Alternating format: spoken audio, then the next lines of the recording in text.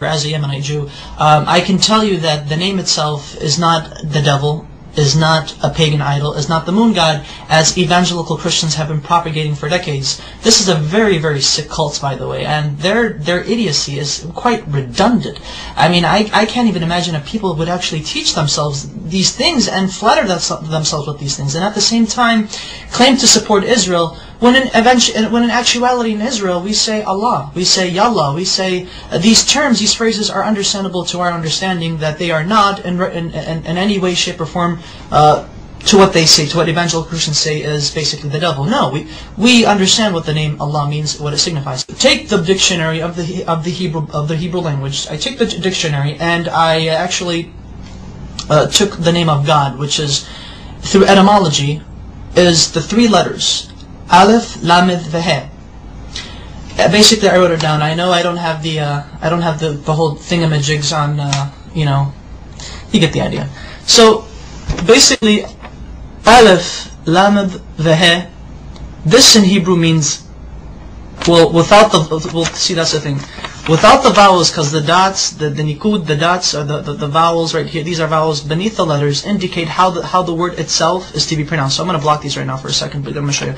This right here, in my understanding, because I'm going to say what it is, this says God.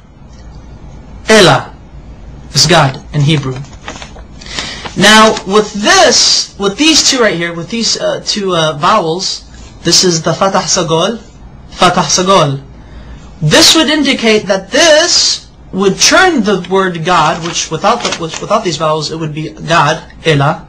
Now it would be Olo, Olo.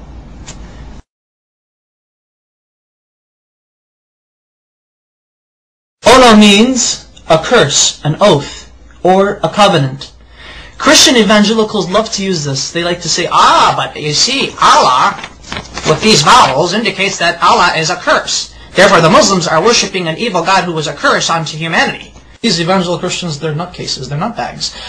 And I took it upon myself further to actually see how they got this idea that Allah, the Arabic name of God, is a curse, and more recently is the devil. I don't know how they do it, but they do it. Allah is not the devil. God forbid. May God even forgive me for saying such horrible things. But here's the Hebrew version of the Arabic name Allah once it is written in Hebrew. The Arabic name Allah has 4 consonants because Hebrew is like Arabic. It's almost similar. Same alphabet, same thing, just different script. This is the Arabic name of God. This is how the script is. This is what it's connected, because Arabic is a cursive language. This is the connected form, but however it is 4 letters. 1, 2, 3, and 4. I'm going to have to baby you guys into this.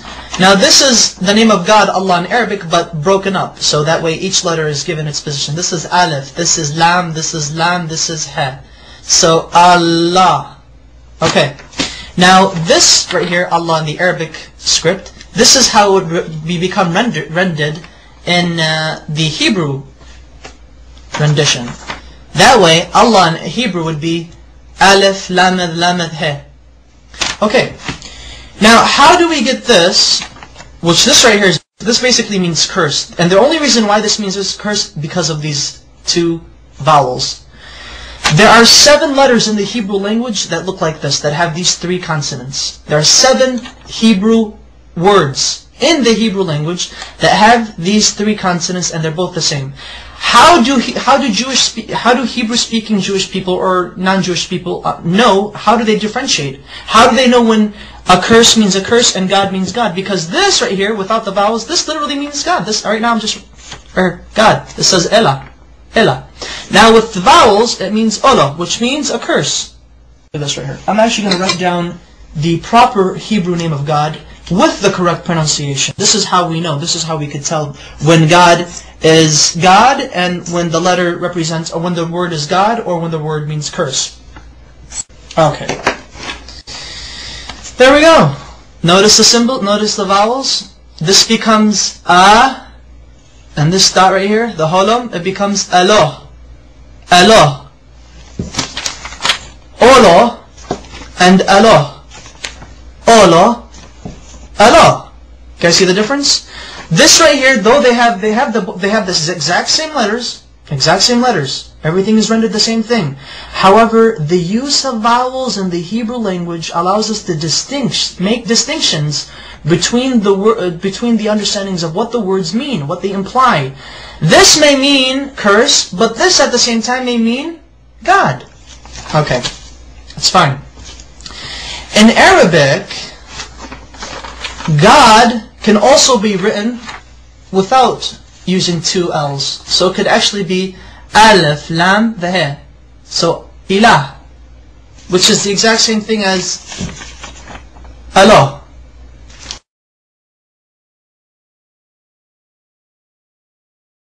Their understanding of how they approach God is exquisitely the same.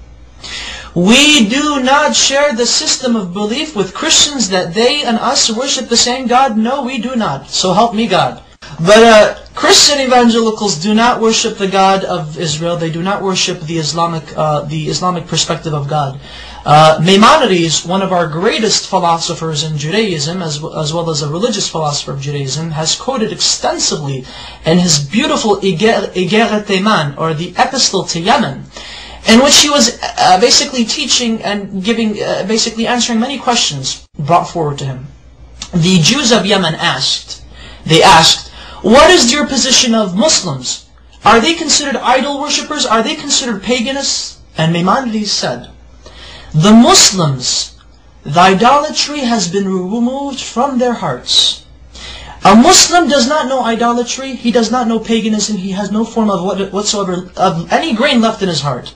Therefore it is permitted unto a Jew, when he enters a land where he cannot find a synagogue, that he is allowed to pray in a Muslim mosque. He's okay, it's fine, it's okay. Hey, I can go to a Muslim mosque and pray if I have to, if I can't find a shul.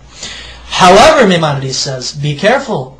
If a Jew enters a land where there is no mosque or a synagogue, then he is forbidden to enter a Christian church if there is one. Do not pray in a Christian church. And the reason why is because Christians do not worship the same God we do. They worship a pagan. They are idolaters. They are called Avodah Zarah in Hebrew, which means idol worshippers. So exquisitely said, so wonderfully stated. Oh my goodness! And you know, it's quite interesting that unfortunately there should be more Jews actually stating the facts as it is. That Muslims and Jews and Muslims, we both worship the same God. No matter what these crazy evangelical Christians are saying, they're basically nutbags. Whatever they say, they just try to come up with exceeding lies, redundant lies. The type of lies that only a child in the kindergarten could easily make up. And emphasize that Arab Christians, and this is what's also funny, and thankfully I remembered this because this is what I really wanted to say. Get a load of this, Christian evangelics. I should refer to you guys as evangelics. There are actually 20 million Arab Christians in the Middle East today, as well as the United States, as well as around the world. And Arab Christians and their religious services and their Sunday services and Mass or whatever God frickin' services they have, Arab Christians refer in the Arabic Bible, the Arabic translation of the Bible, they say Allah in reference to God. Now I would like to ask these evangelicals, what say ye of these people who claim to believe in your Jesus? What say ye to them? Now are you going to go chase them and say, oh, you're worshiping the devil. The devil is Allah. Just to let you know that classical Arabic is very close to classical Hebrew, biblical Hebrew, as well as classical Aramaic.